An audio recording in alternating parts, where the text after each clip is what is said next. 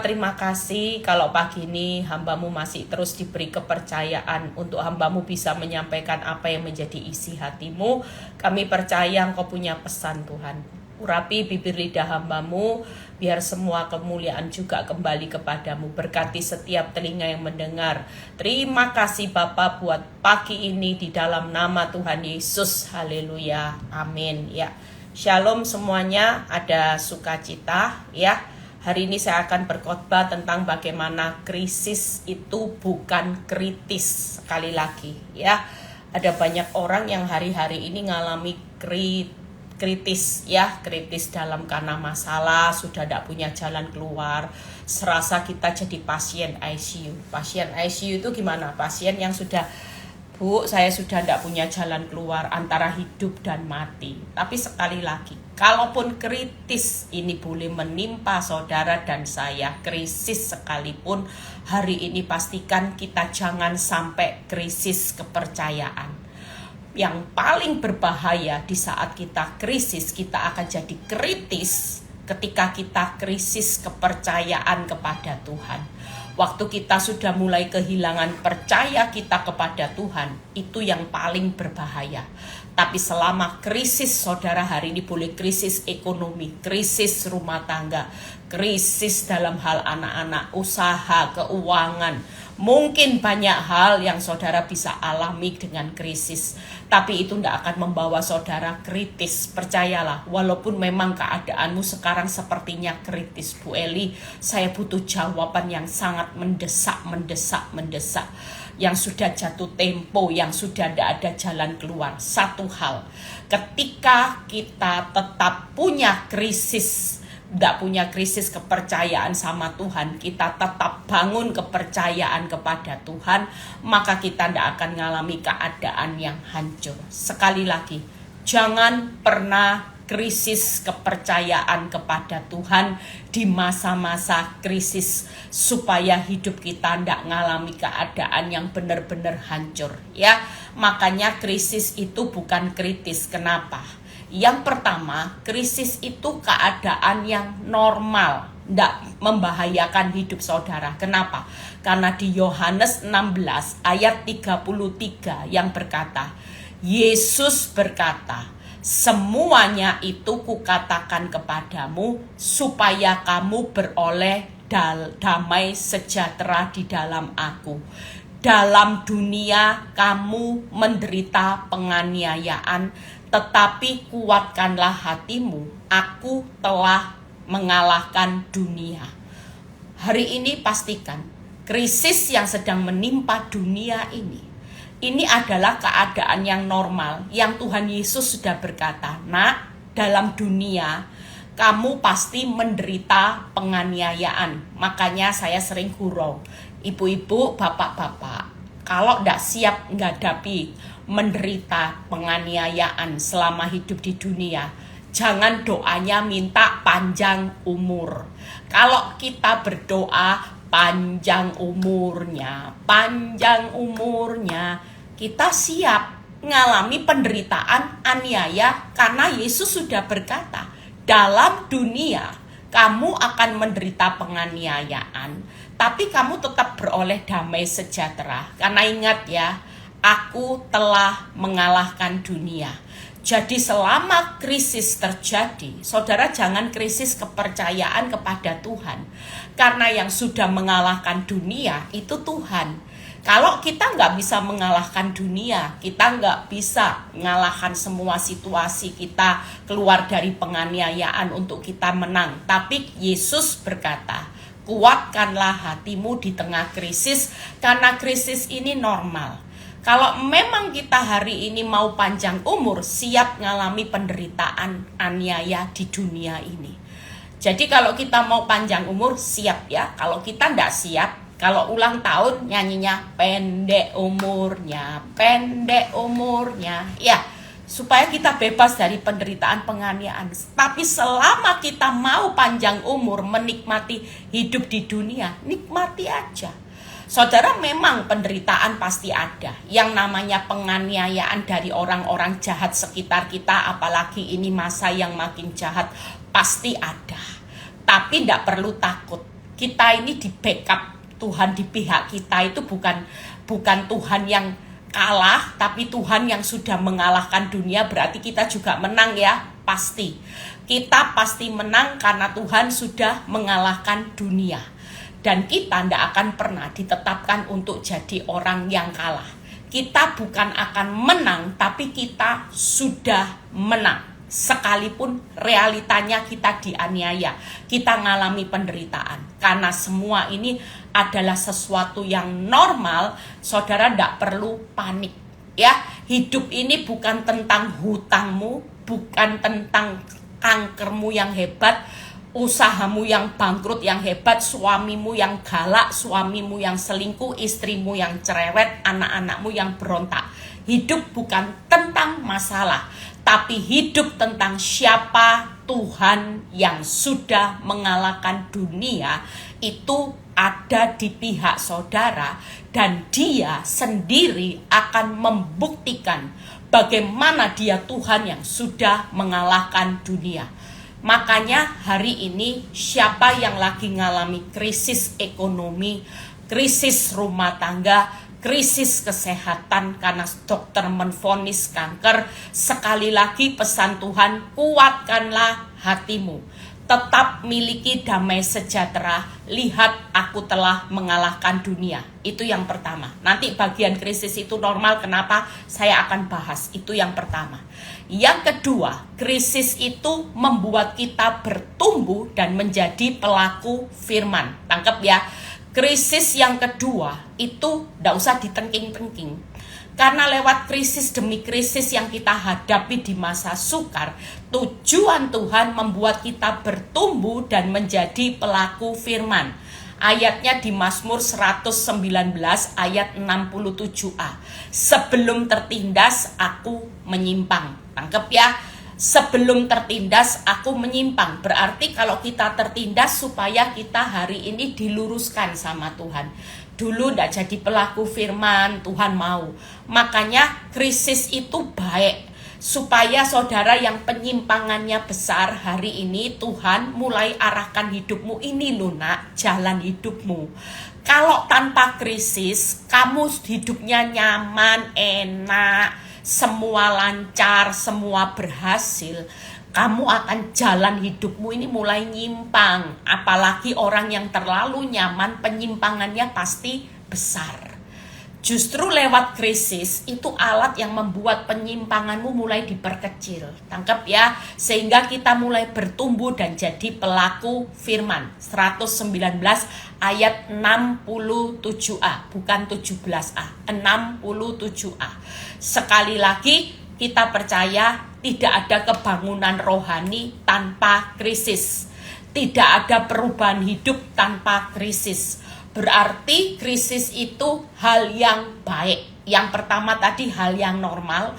Yang kedua, krisis itu hal yang baik karena membuat kita bertumbuh jadi pelaku firman. Ya, sebelum aku tertindas, aku menyimpang. Pastikan hari ini kita jadi orang anak Tuhan. Siapa yang tidak pernah ngalami krisis? Ya, saya juga ngalami krisis, saudara. Beberapa tahun yang lalu, saya ngalami krisis habis-habisan.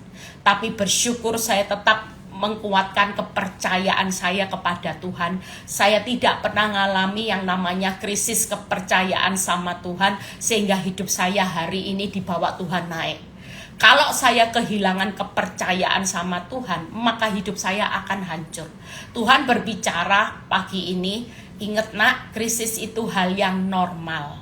Krisis itu hal yang baik, tidak usah dihindari, tidak usah dipikiri sampai stres, minum obat tidur, mau bunuh diri. Di kacamatamu memang krisis itu sepertinya horor, menakutkan.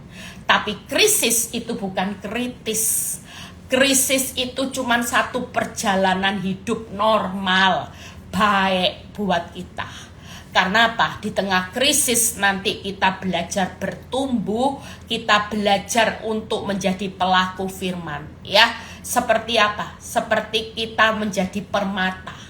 Permata itu dibakar makin kelihatan kinclong. Ya, saudara juga harus kelihatan kinclong hari ini dengan krisis. Mungkin kita lagi diperbesar apinya sehingga saudara ngalami krisis yang benar-benar kelihatannya, aduh Tuhan, kayaknya saya sudah kritis loh Tuhan. Enggak, Tuhan bilang gini, api yang besar sekalipun tidak akan pernah membakar hidupmu karena aku telah mengalahkan dunia. Keadaan yang tersulit sekalipun menurut kacamata kita, krisis bakal buat kita kritis. Tapi Tuhan berkata, jangan takut. Aku akan membuktikan bahwa aku Allah yang telah mengalahkan dunia, dan aku jamin hidupmu tidak akan pernah kalah selama di dunia ini. Pasti menang sampai kamu pulang ke rumah Bapak. Kamu akan keluar lebih dari pemenang untuk berhak menikmati hak waris yang Tuhan sudah sediakan. Amin. Jadi kita percaya ya, jangan sampai kita ini hari ini tetap tinggal aja di dalam kerajaan Allah. Jangan sampai keluar dari krisis. Sudah, jalani, nikmati, syukuri. Karena krisis ini adalah keadaan yang normal. Ya, sebagai pengikut Kristus nanti kita lihat krisis ini adalah kebaikan supaya saudara bertumbuh dan menjadi pelaku firman. Yang ketiga, krisis ini membuat kita mengandalkan Tuhan. Tangkap ya. Krisis ini membuat kita mengandalkan Tuhan. Mazmur 119 ayat 114. Engkaulah persembunyianku dan perisaiku. Aku berharap kepada firman-Mu. Tangkap ya. Saudara percaya bahwa krisis ini membuat kita yang dulunya mengandalkan, saya dulu mengandalkan kecantikan saya. Ya, saya pikir saya istri yang cantik, suami cinta. Enggak apa-apa, galak-galak dikit, nanduk-nanduk dikit, saya bisa. Tapi hari ini krisis membuat kita mengandalkan Tuhan. Saya dulu terlalu mengandalkan suami, saya dulu hidup terlalu mengandalkan uang, kenyamanan. Tapi hari ini saya tahu bahwa terkutuklah orang yang mengandalkan kekuatannya sendiri, sehingga benar-benar saya mengalami keadaan yang sulit. Tapi hari ini ketika saya mulai mengandalkan Tuhan, karena saya berkata, Engkaulah Tuhan persembunyianku dan perisaiku, aku berharap kepada firman-Mu. Pastikan hari ini, yuk kita hari ini dengan krisis 3 hal. Kita mengandalkan Tuhan, dulu kita tidak bersembunyi di bawah perisainya Tuhan, kita tidak. Hari ini kita tidak mengandalkan firman, tidak berharap kepada firman. Pastikan dengan kita menjadikan Tuhan persembunyian, perisai, dan pengharapan kita akan firman. Orang yang mengandalkan Tuhan pasti diberkati. Hati-hati dengan kekayaan. Kalau kita mulai ngandalin kekayaan kita, kepintaran, kehebatan kita, maka kita pasti hancur. Karena jelas firman berkata, orang yang mengandalkan kekuatan, kehebatannya, terkutuklah. Tidak ada orang yang ngandalin uangnya bisa terus jaya. Hari ini kalaupun hidupmu sukses dalam zona nyaman, pastikan hidup kita bukan siapa-siapa tanpa Tuhan. Tetap jadikan Tuhan sebagai Tuhan persembunyian, perisai pengharapan kita akan firman. Itu tetap menjadi pegangan kita setiap hari. Saya kalau hari ini saya selalu bilang sama Tuhan, Tuhan, kalau saya bisa hidup hari ini bukan karena hebat saya, tapi karena saya berlindung dan menjadikan Engkau perlindungan, perisai dan pengharapanku kepada firman yang menjadikan saya hari ini bisa terbang tinggi seperti burung Raja Wali. Saya bisa kasih kekuatan buat banyak orang ya. Jujur kalau tidak ada hikmat Tuhan, saya juga kadang-kadang tengah saya merenung dapat hikmatnya Tuhan. Saya ingin nyalurkan supaya kalau tersalur ini hikmatnya tidak berhenti. Tangkap ya. Makanya kenapa orang bilang gini, Bu, kamu hebat loh ya. Mau khotbah masih bisa live, mau tidur malam masih bisa live. Kenapa? Karena begitu ada hikmat yang Tuhan berikan, saya cepat menyalurkannya supaya ini tidak berhenti. Tangkap ya. Kalau kita diberi satu kepercayaan sama Tuhan, kita tutup semua kepintaran, kehebatan kita untuk melayani Tuhan, maka nanti yang mengalir ini berhenti karena ini ditutup. Tangkap ya saudara. Makanya hari ini setelah selesai saya kabur, nanti saya sebentar lagi mau ngisi khotbah jam 8 di retreat wanita di Bogor. Saya percaya bahwa hari-hari ini kalau kita ngalami krisis, yuk 3 hal jadi pegangan hidup saudara. Yang pertama yaitu krisis itu adalah hal yang baik. normal, ya. Hal yang normal, hal yang hari ini membuat kita menjadi bertumbuh menjadi pelaku firman, hal yang baik, normal, supaya kita belajar jadi pengikut Kristus. Yang ketiga, krisis itu membuat kita mengandalkan Tuhan. 3 hal yang akan saya bahas. Bu, kenapa krisis itu baik? Adalah keadaan yang normal, padahal sudah mengalami penderitaan yang sepertinya mau mati, antara mati hidup. Bu Eli susah loh, Bu Eli ndak punya uang susah, ndak punya suami susah, ndak punya istri susah. Bu Eli sakit kanker, ya siapa yang bisa hidup? Ya saya percaya orang kalau didiagnosa sakit kanker, ya yang khususnya sudah tinggal 3 bulan, 4 bulan, saya selalu berkata memang ndak gampang realitanya, tapi bukankah itu anugerah? Orang kalau sudah tahu matinya, saudara sudah persiapkan tiket hidupmu baik-baik. Tangkap ya, karena saya lihat jemaat saya yang sudah divonis 6 bulan, 4 bulan, 3 bulan. Itu cepat saudara. Secepat mungkin menyelesaikan pengampunan, pemulihan, pelayanan. Semuanya serba SKS ya. Sistem kerja semalam. Dikebut semuanya dalam kerja semalam. Yang tadinya suka jalan-jalan, mulai enggak, saya mulai mikir pelayanan aja karena sudah waktunya sudah singkat. Mulai kejar yang perkara-perkara rohani, perkara-perkara duniawinya ditinggal, arisan ditinggal. Dulu jemaat saya waktu mau divonis usianya tinggal 6 bulan. Dia seorang sosialita, suka arisan, suka kumpul-kumpul. Hari itu ketika dia divonis dokter cuma 6 bulan, dia sudah persiapkan hidupnya. Pelayanan, Bu saya ikut ibu ya, ayo gitu ya. Dia mulai persiapkan baik sama mertua, baik sama suami, baik sama iparnya, dia persiapkan. Saya cuma bilang gini, semangat ya Bu, kamu dapat privilege loh, tidak semua orang tahu matinya. Saya bilang, kalau kamu sudah divonis tahu matinya, anugerah loh itu. Kamu dikasih alarm sama Tuhan, warning, visamu sudah mau habis 6 bulan, ayo cepat, persiapkan dirimu baik-baik. Kejar kerajaan Allah, jangan lagi kerajaan dunia lagi, yang semuanya kalau kamu mati nggak ada yang dibawa loh. Kamu kejar uang nggak ada dibawa. Kejar apa lagi? Nama baik juga nanti mati nggak dibawa. Yang dibawa kan harga diri kita. Makanya saya bilang, yuk sudah, kamu kejar hidup benar. Yang penting kamu hidup benar, setelah kamu meninggal nanti pintu kerajaan Allah terbuka lebar-lebar. Nah hari ini siapapun kita, realita waktu kita ngalami penderitaan, penganiayaan di dunia, semua berbicara ndak enak. Tapi Tuhan berpesan, sukacita, kuatkan hati, karena aku telah mengalahkan dunia. Kamu tidak bakal kritis, kamu pasti keluar lebih dari pemenang. Nah kita lihat bagaimana krisis itu adalah keadaan yang normal sehingga baik ya. Yang pertama, kalau saudara baca, seringkali ayat ini saya ulang, saya selalu mengingatkan 3 ayat ini dari awal proses. Waktu iblis mendakwa saya, lihat kamu ini ikut Kristus, kamu buka persekutuan doa, hidupmu apa? Tragis. Hidupmu lo kritis, tragis, hancur.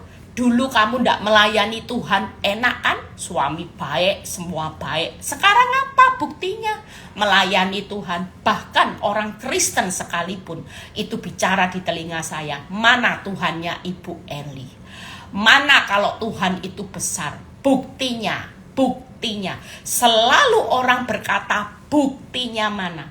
Tuhan tidak perlu bukti. Dan waktu Tuhan kasih saya 3 ayat ini, saya selalu jadi pegangan di Kisah Rasul 14 ayat 22. Di tempat itu mereka menguatkan hati murid-murid dan menasehati mereka supaya mereka bertekun dalam iman, dan mengatakan bahwa masuk dalam kerajaan Allah kita harus mengalami banyak sengsara. Ayat ini selalu jadi pegangan hidup saya. Tuhan bilang gini, Eli kuatkan iman.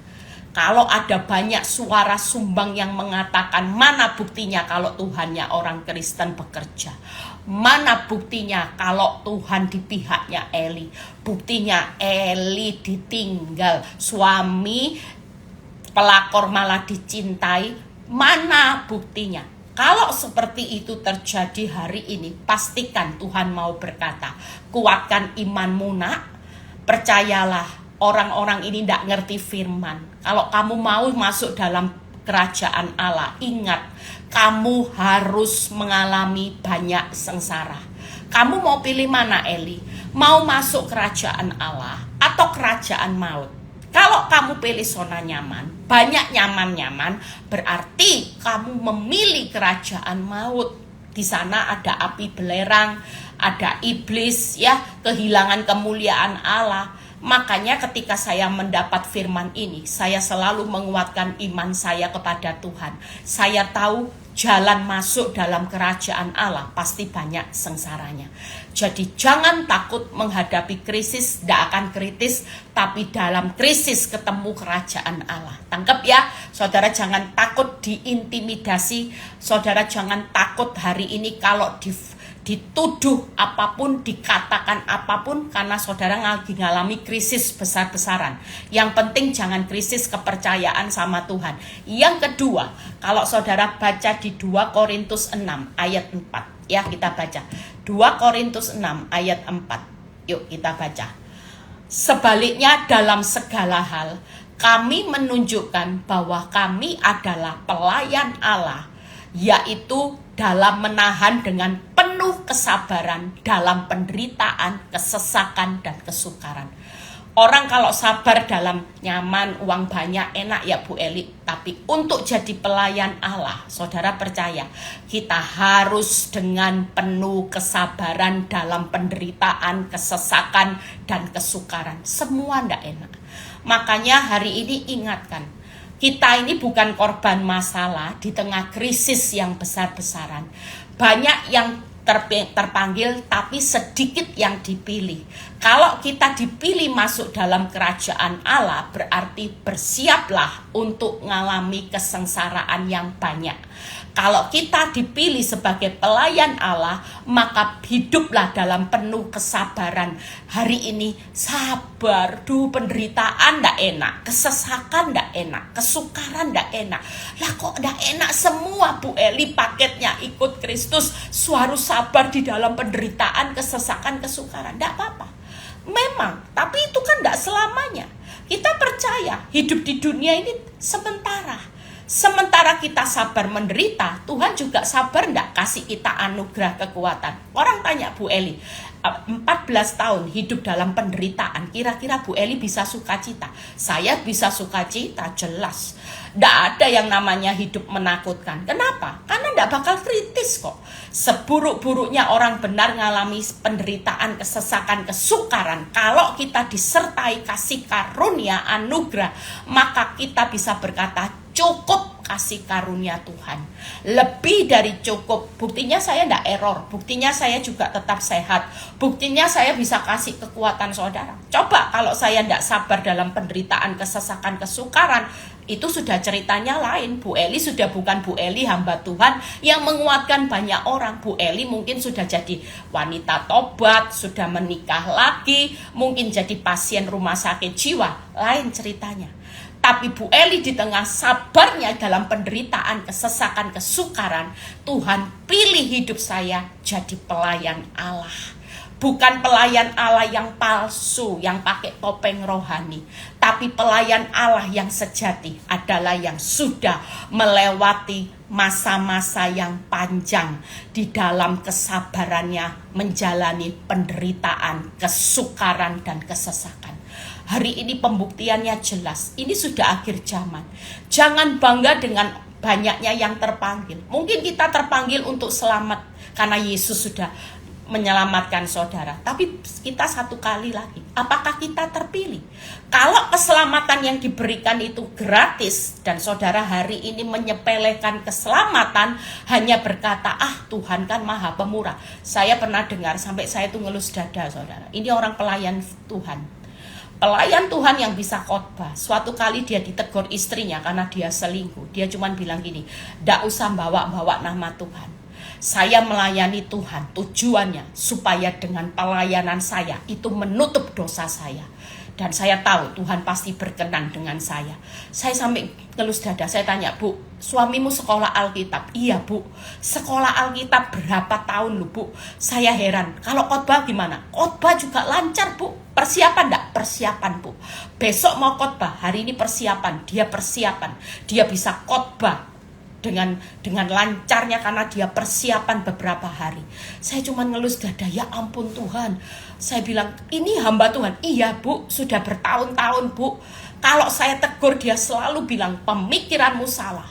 Justru pemikiranku yang benar. Aku melayani Tuhan, memang tujuanku supaya dosa yang aku lakukan, aku tutup dengan khotbah pelayananku. Saya bilang, ini bukan pelayan Allah yang sejati loh. Pelayan Allah yang sejati, dia adalah orang yang benar-benar lulus jadi pelaku firman.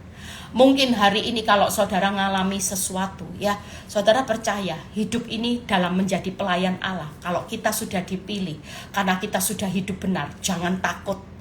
Orang yang sudah hidup benar justru yang dipilih sama Tuhan, ya. Orang yang hidupnya sembrono, mungkin saudara terpanggil untuk selamat, tapi belum tentu dipilih saudara.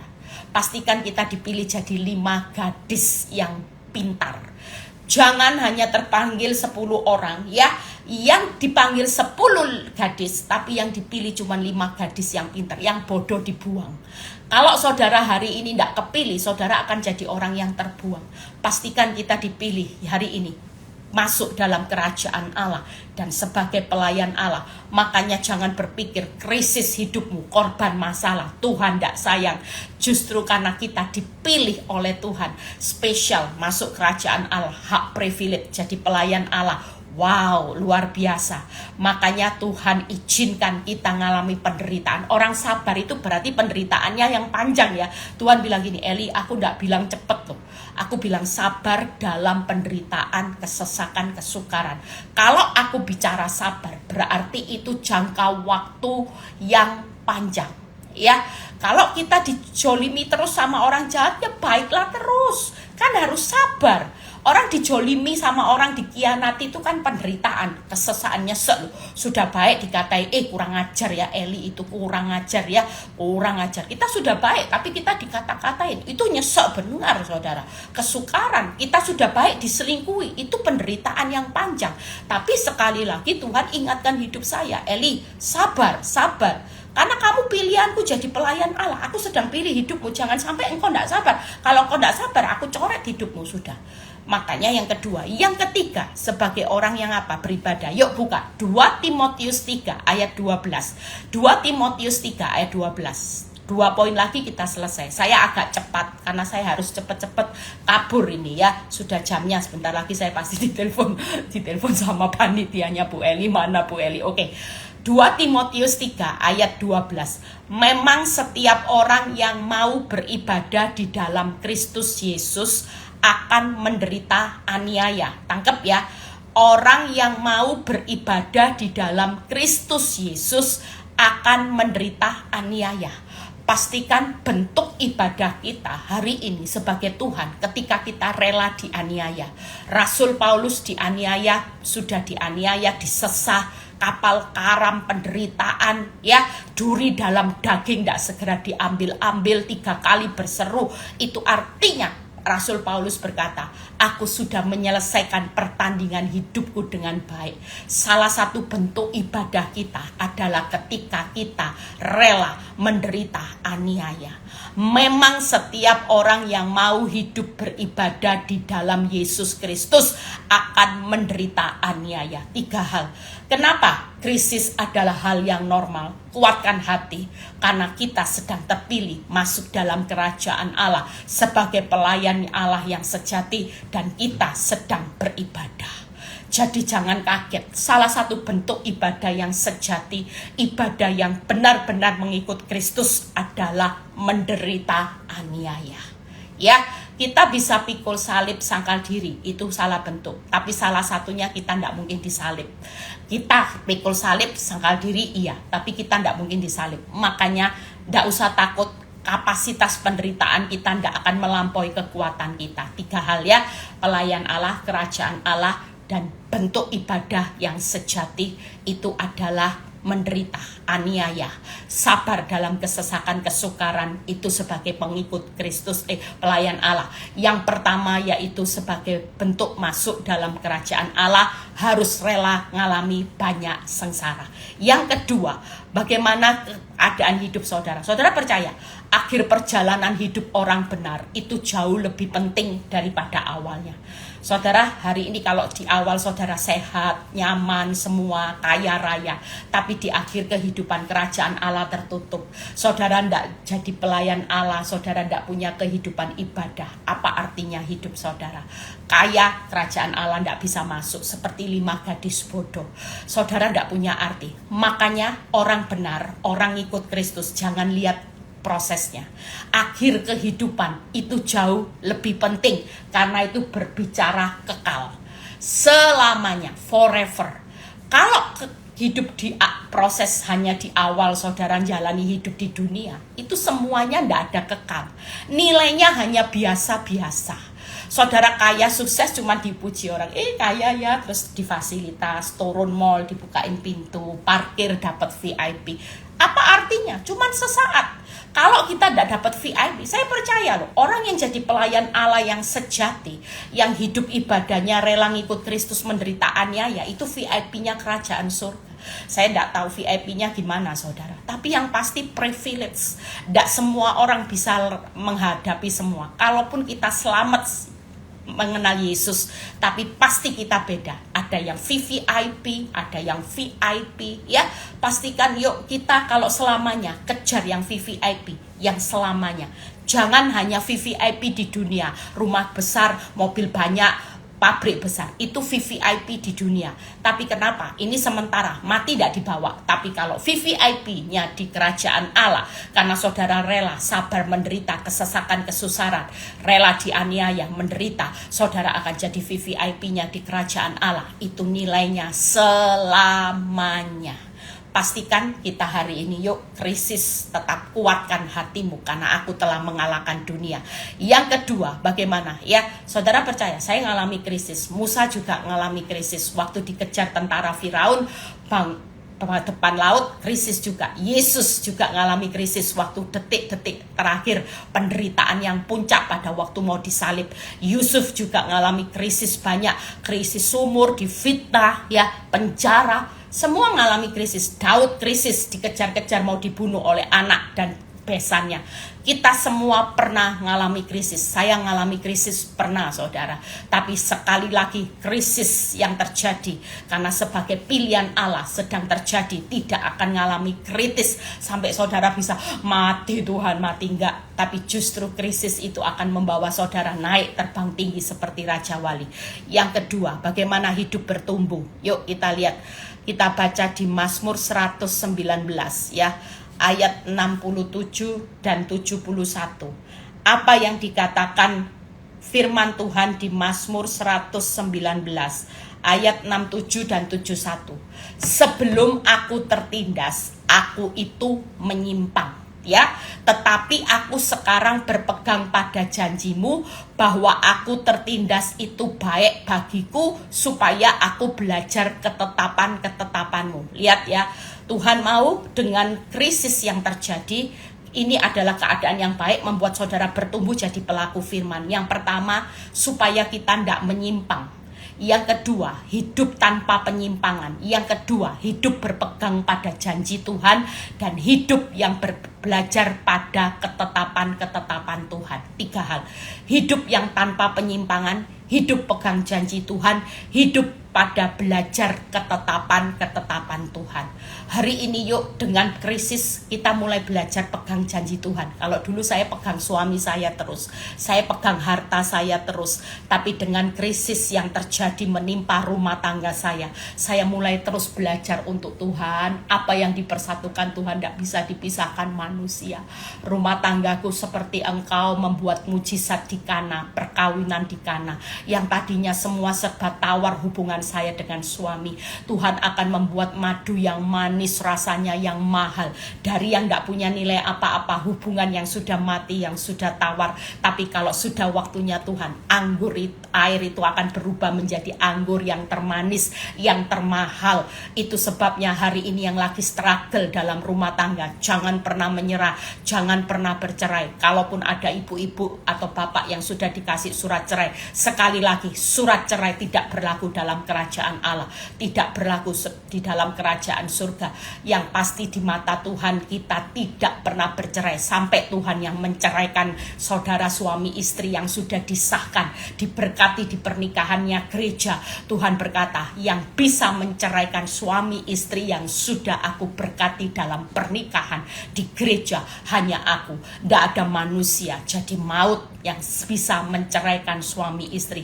Bertahanlah, tetaplah percaya bahwa kehidupan saudara dan saya mengalami krisis hari ini bukan kritis, tapi krisis dalam rumah tangga kita, supaya kita mulai mengandalkan mulai berpegang pada janji Tuhan, supaya hidup belajar ketetapan Tuhan. Ya, kita hari ini kan belajar ketetapan Tuhan. Tuhan ternyata hidup ikut Kristus itu bukan seperti dunia, jalan majunya enak, ternyata cucuran air mata pulangnya baru sorak-sore ya Tuhan. Nah itu belajar ketetapan. Ternyata ikut Kristus itu jalannya sempit, sesak, susah ya Tuhan. Kalau dunia memang jalan tol, makanya kita tidak perlu iri. Kita tidak perlu iri dengan orang jahat yang gemuk segar.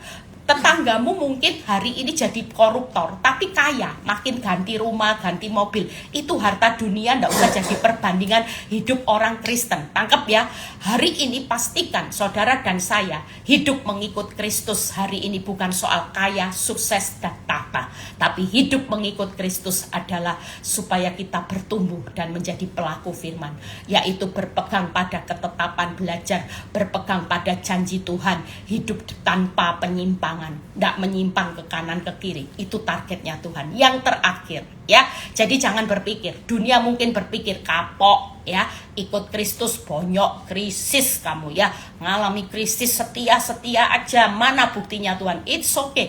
Mereka tidak kenal firman, jangan marah, karena maklum mereka tidak kenal kebenaran. Tapi buat kita hari ini kenal kebenaran, krisis jalani aja dengan sukacita. Kan Tuhan bilang, kuatkan hatimu, tetaplah damai sejahtera, karena krisis tidak akan membuat engkau krisis, karena aku telah mengalahkan dunia. Hari ini dunia berpikir sial, tapi kita tahu bahwa krisis itu ternyata adalah hal yang membuat kita bertumbuh dan menjadi pelaku firman. Yang pertama tadi, krisis adalah hal yang normal, tidak usah panik, tidak ada yang membahayakan di tengah krisis, tidak akan kritis. Yang terakhir, bagaimana yang pertama, yaitu krisis itu membuat saudara dan saya mengandalkan kekuatan Tuhan ya. Yuk kita buka di Amsal 16 ayat 3. Amsal 16 ayat 3. Serahkanlah perbuatanmu kepada Tuhan, maka terlaksanalah segala rencanamu. Hari ini sering kali kita tidak menyerahkan perbuatan kita kepada Tuhan, tapi kepada iblis. Kita suka marah ya, kita hari ini menyerahkan. Tapi percayalah, kalau hari-hari ini saudaramu sudah jadi pelaku firman dengan krisis, Tuhan mau supaya rencana kita, rencana yang baik itu akan terlaksana. Seringkali semua rencana kita kacau balau, hancur lebur karena kita tidak menyerahkan perbuatan kita kepada Tuhan. Kita maunya hidup mengendalikan diri kita sendiri. Tapi izinkan, kalau serahkan perbuatanmu berarti remote hidup kita harus Tuhan yang kendalikan. Mau marah ingat remote-nya tidak boleh marah. Mau maki orang, mulut harus bisu. Mau sakit hati, Tuhan bilang hati ini damai sejahtera. Kenapa? Karena kita sudah serahkan semua. Hati kita Tuhan yang pegang, yang namanya pikiran kita Tuhan pegang, mulut kita Tuhan yang pegang, ya, semua perbuatan kita, perbuatan mata, perbuatan pikiran, semua kita serahkan sama Tuhan. Pasti terlaksana rencana kita. Tidak ada rencana baik kita jadi kacau balau lagi. Itu yang pertama. Amsal 16 ayat 9. Hati manusia memikirkan jalannya, tapi Tuhanlah yang menentukan arah langkahnya. Pastikan kalau hidup berjalan maju, izinkan Tuhan yang menentukan langkah kita, bukan langkah seenaknya sendiri. Saudara mau melangkah cerai, saudara mau melangkah hari ini nipu orang, mau nyakiti orang, tidak boleh. Pastikan Tuhan menetapkan langkah-langkah orang yang hidup berkenan kepadanya. Jangan sampai kita melangkah tanpa perkenanan Tuhan, ya. Maka Tuhan menentukan arah langkahnya jelas. Kalau arah yang Tuhan pegang itu arahnya pasti naik, berhasil, beruntung, jadi kepala. Tangkap ya. Tapi kalau kita melangkah sendiri tanpa Tuhan, maka arah hidup kita pasti hancur. Pastikan di tengah krisis hari ini kita mengandalkan Tuhan. Supaya apa? Supaya terlaksana rencana kita, supaya hari ini Tuhan itu menentukan langkah-langkah kita hidupnya berhasil ya. Yang pertama, terlaksana segala rencana kita, berhasil, beruntung arah langkahnya. Yang terakhir 2 Korintus 2 ayat 14a. Tetapi syukur bagi Allah yang dalam Kristus selalu membawa kami di jalan kemenangannya. Hari ini krisis itu membuat kita beralih dari jalan dunia ke jalannya Kristus. Makanya kita pasti dibawa kemenangan, di jalan kemenangannya. Jalan mengikut Kristus memang gak enak, pikul salib, sangkal diri, tapi ini jalan kemenangan. Jadi pastikan dengan krisis ini membawa kita yang tadinya kehilangan arah ya, arah hidup kita melangkah termau-maunya kita tidak menyerahkan remote hidup kita kepada Tuhan, kita tidak hidup di jalannya Tuhan tapi jalannya dunia. Tuhan melalui krisis, Tuhan mengembalikan kita kepada apa? Belajar berserah, untuk terlaksana, berserah pada perbuatan kita, untuk terlaksana rencana kita. Izinkan Tuhan yang menentukan arah langkah kita, sebab Dia yang tahu jalan hidup kita dan pimpin kita. Yang ketiga, percayalah bahwa Tuhan itu selalu membawa kita di jalan kemenangannya. Tuhan Yesus memberkati, tetap semangat. 3 hal ini akan membawa saudara dan saya keluar dari krisis. Tidak akan kritis, tidak akan sekarat, tidak akan kita mati atau hancur. Justru krisis itu adalah keadaan yang baik, normal. Karena yang pertama kita sedang dipersiapkan untuk masuk dalam kerajaan Allah, ngalami banyak sengsara. Saudara jadi pelayan Allah yang sejati, harus sabar dalam penderitaan, kesesakan, kesukaran. Tidak enak paketnya, tapi jalani aja. Yang ketiga, saudara sedang melakukan ibadah, harus siap ngalami banyak aniaya karena Kristus, tapi tidak apa-apa. Saudara adalah orang-orang yang terpilih. Yang kedua, krisis membuat saudara bertumbuh dan menjadi pelaku firman, supaya hidup tanpa penyimpangan, hidup pegang janji Tuhan. Kita bisa hidup hari ini kalau kita pegang janji Tuhan. Karena senyatanya yang on the way itu tetap janji Tuhan, bukan malapetaka, bukan bahaya, bukan kehancuran. Yang sedang on the way dalam hidup orang benar adalah janji Tuhan ya dan amin. Yang selalu janji Tuhan ya dan amin itu janji, yaitu bahwa orang-orang benar akan menikmati semua yang terbaik yang Tuhan sediakan janjinya buat bangsa Israel. Tidak ada satupun yang tidak digenapi, semua digenapi. Yosua 21 ayat 45 itu pegang firman ini. Saya selalu pegang Tuhan. Tuhan berjanjikan semua yang terbaik yang Tuhan sediakan buat bangsa Israel, semuanya pasti tergenapi, pasti dibuat indah pada waktunya. Itu sedang dalam perjalanan. Jadi buat kita yang lagi ngalami krisis moneter, keuangan, krisis apapun, sekali lagi, jangan pernah krisis kepercayaan. Ya, saudara sedang diarahkan untuk menikmati hal yang baik, yang normal, bertumbuh menjadi pelaku firman, dan saudara mulai mengandalkan Tuhan. Yaitu apa? Karena kita belajar menyerahkan remote perbuatan kita kepada Tuhan. Serahkan, biar Tuhan yang pegang remote-nya. Kita mulai hari ini arah melangkah, tidak lagi melangkah semau-maunya kita, tapi melangkah hidup bersama dengan Tuhan. Yang ketiga, kita hari ini ada di jalan kemenangannya. Jalan mengikut Kristus, bukan jalan dunia lagi. Tujuan krisis itu supaya kita mengandalkan Tuhan. Selamat buat orang-orang yang lagi ngalami krisis besar-besaran. Makin besar krisismu, makin besar kepercayaan yang Tuhan berikan, makin besar berkat yang Tuhan berikan. Sebab di balik krisis bukan kritis, tapi di balik krisis tadi enggak ketulis Yosua 21 ayat 45 ya. Itu jadi pegangan, karena itu janji Tuhan buat kita Israel rohani. Dia tidak pernah janji, bahkan firman berkata semua yang terbaik yang Tuhan sudah janjikan, tidak ada satupun ya, semuanya pasti tergenapi. Makanya firman Tuhan, janji Tuhan itu ya dan amin. Saudara yang lagi ngalami krisis hari ini, yuk bangkitkan semangat. Saudara perlu tahu bahwa Tuhan sudah mengalahkan dunia. Kita ini juga jadi pemenang, saudara. Kuatkan hati semua, miliki damai sejahtera. Jangan berkecil hati di tengah krisis. Yuk, semua saling nopang ya. Kalau saudara ada di tempat ini, saudara mau berdoa pagi ini, saya mau berdoa, saya sudah selesai. Saya percaya bahwa kekuatan Tuhan sedang bekerja ekstra di masa sukar. Saya itu tangkap sesuatu yang dari Tuhan. Tuhan bilang gini, Eli, kamu tidak perlu takut di tengah masa sukar yang paling sukar. Karena ini memang rencanaku. Aku yang mengizinkan semua. Karena firman Tuhan berkata, akan datang masa yang makin sukar, yang jahat makin jahat.